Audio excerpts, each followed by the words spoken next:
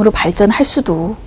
뭐 그 자체가 발전하는 건 아닌데 그런 원인 인자들 때문에 이제 생길 수는 있다는 거죠. 어쨌든 가능성은 있다는 말씀이시니까요.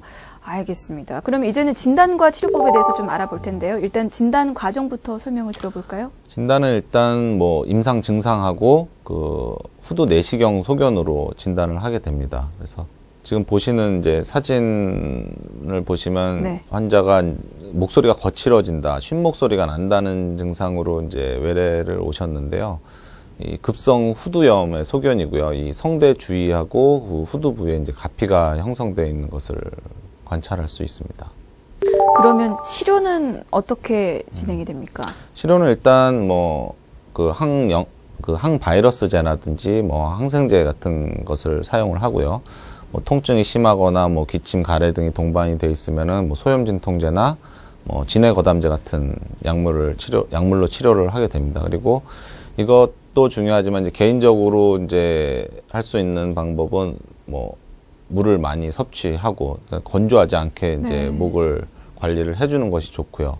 뭐 실내 환경도 건조하지 않게 뭐 가습기를 틀어준다든지 아니면 뭐 젖은 빨래를 많이 좀 널어 놓는다든지 해서 이제 건조하지 않은 환경을 만들어주는 것이 좋겠습니다. 그렇게 노력만 한다면 뭐 치료 기간이 길지는 않을까요? 대체로 한 일주일 이내에 다 좋아집니다. 우리가 뭐 흔히 감기는 뭐 치료 안 해도 일주일, 뭐 치료해도 일주일 뭐 말씀하시잖아요. 그러니까 뭐 크게 보면은 감기의 일부분이기 때문에 뭐 치료 기간은 그렇게 길지는 않습니다. 간혹 자연스럽게 나으시는 분들도 있나요? 물론 그렇죠. 이제 뭐 치료를 안 한다 하더라도 뭐 저절로 좋아지시는 분들도 있습니다. 하지만 너무 그걸 생각하고 내원 안 하시면 큰일 납니다. 혹시 치료를 받다가 어떤 부작용이나 후유증을 호소하시는 분들도 계십니까? 그 후두염 치료 자체만으로는 뭐 크게 뭐 후유증이나 부작용이랄 거는 없는데요. 아까 말씀드렸듯이 뭐 편도 주위 농양이 생긴다든지 치료가 늦어서 뭐 후두계염으로 발전을 한다든지 그렇게 되면은 후두계염인 경우에는 이제 호흡곤란을 일으키는 경우에는 뭐 기관 절개 수술이 필요한 경우도 있고요.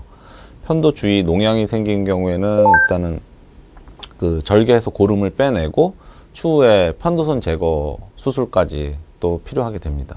아, 수술을 하는 경우도 있나요? 예. 혹시 맡으셨던 환자분들 중에서 기억에 남는 사례가 있으신가요? 뭐 환자들이 워낙 많고 또 좀 단순한 질병이기 때문에 특별한 경우는 대부분 없는데요. 한 번은 이제 한 요맘때쯤 됐던 것 같은데요. 그 고3 학생인데 이제 성악을 전공하는 학생이었어요. 그래서 한 수시 시험 보기 한 이틀 전인가 3일 전에 뭐 목소리가 하나도 안 나오고 목이 아프다고 병원에 내원을 했는데 후두 내시경을 보니까 성대 부위가 많이 붓고 발적돼 있고 그래서 도저히 2-3일 안에 해결이 안 될 것 같더라고요. 그래서 차라리 일주일 동안 말하지 말고 푹 쉬고 정시를 도전해봐라 이렇게 권유를 했던 적이 있는데요. 다행히 또 뭐 정시 때 수시보다 더 좋은 학교에 합격했다는 얘기를 들어서 다행이네요. 예, 그때 기분이 좀 좋았던 기억이 있습니다. 물론 치료를 잘 해주셨기 때문이겠죠. 네. 그러면 이렇게 치료를 받으면 완치가 가능한지 궁금해지는 게 아까 감기 일종이라고도 하셨잖아요. 근데 감기는 완전히 낫는 게 아니고 잠시 그렇죠. 나아지는 것뿐이라는 거잖아요. 그러면 후두염은 어떻습니까? 비슷합니다. 일단 완치는 잘 되는데요. 또한 아까 말씀드린 뭐 흡연을 많이 한다든지 목소리를 많이 쓴다든지 뭐 대기오염이 심한 데서 장시간 일을 한다든지 이런 거에서 자주 또 재발할 수 있는 질환입니다. 그래서 뭐 개인 위생 관리나 뭐 목의 수분 섭취라든지 이런 것들을 좀 신경 써서 해주셔야 될 것 같습니다. 치료도 중요하지만 치료 이후의 관리도 굉장히 중요하겠네요. 그러면 이 후두염을 예방하거나 혹은 극복하는 데 도움이 되는 생활 습관 짚어주신다면요. 일단은 뭐 첫 번째가 금연이겠고요. 뭐 금주도 해당이 되겠고요. 뭐 수분 섭취를 충분히 하고 최소한 뭐 하루에 한 1리터 이상 물을 먹는 게 좋겠고요. 그리고 그 실내가 너무 건조하지 않게 뭐 가습기라든지 젖은 빨래 같은 것들을 자주 널어주는 것이 좋겠고요.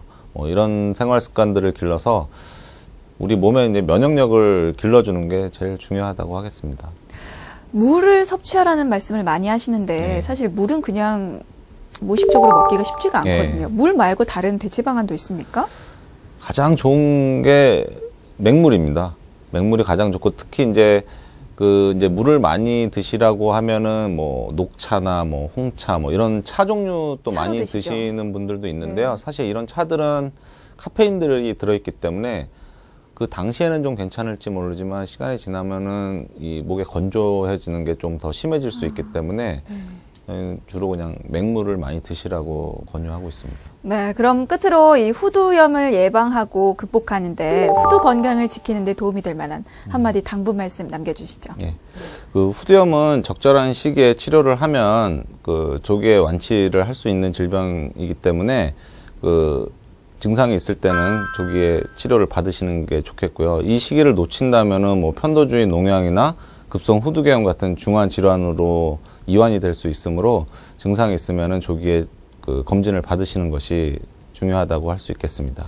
네, 알겠습니다. 후두염 제때 치료하면 어렵지 않게 치료할 수 있다라는 말씀 잘 들으셨죠? 치료 시기 놓쳐서 병 키우는 일 없도록 하시기 바랍니다.